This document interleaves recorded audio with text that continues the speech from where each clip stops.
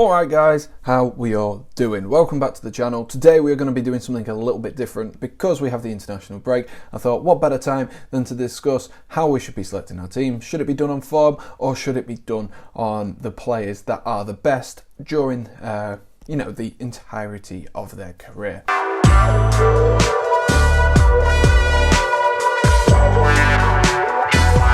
If you are new around here, be sure to like and subscribe. 2 Minute Tuesdays, a weekly thing. We're not going to have a Premier League preview this week, but we might have a couple of videos coming anyway. So be sure to smash that like button and hit subscribe if you are new. So let's explore both sides of this debate. The first side of the debate is whether we should be picking them on form. That would include bringing in players who we're going through purple patches. Should we be using their purple patches whilst they are in the international break? If they've gone into form before that, should we be picking them? That is the real reason people want to base it off form, and it makes sense in the short term aspect of it. Picking players off form is a great way to do it. You should technically have the best players who are coming through at that certain moment in time. The other side of the coin, picking players based on their ability throughout an entire season or their reputation. And I think this is where people tend to sit on,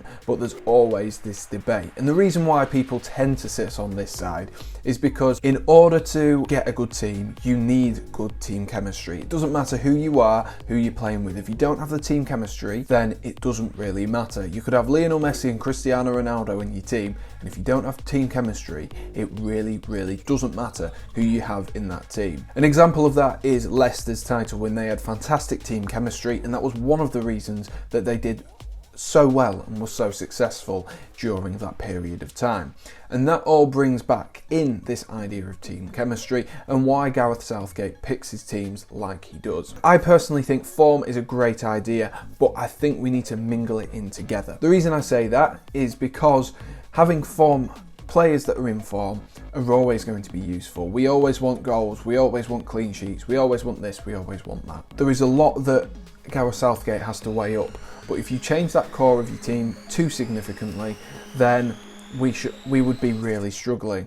If every international break we went into a completely different break with a completely different team, then that would that'd make England struggle. The staple players in this England squad have been the likes of Jordan Pickford, Raheem Sterling, Harry Kane, Jordan Henderson, Declan Rice, Mason Mount. These players have all been in the last few sort of international break apart from injury. And the reason Gareth Southgate does that is because these are the players he views to be in his team for at least a long period of time in the long haul.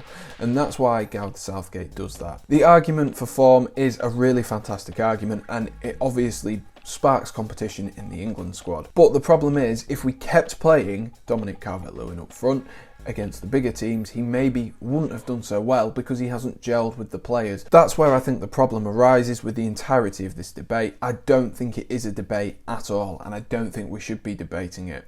Whilst I think Gareth Southgate needs to be more lenient to letting in players who are having purple patches, I think for the most part we need to have a staple team. To a certain degree, we need to pick the same players. The likes of Harry Kane, Declan Rice are two players this season who've been sensational. They really have. They've been fantastic, and they've been in form, which is why they get chose more often than not. And even when they're not in form, we know what they can do for us, and most games they give us a good 7, 8 out of 10. I understand everyone's point that players should be based on form, but if you did that, there would just be zero chemistry whatsoever. But as a criticism of Gareth Southgate, I think he needs to try and drop a few big names a little bit more frequently. Not just willy-nilly, just not because they've not scored in 2 games or whatever. Someone like Trent Alexander-Arnold, who he has dropped, is a prime example of this. If they are struggling, give them a couple of weeks, get their confidence back,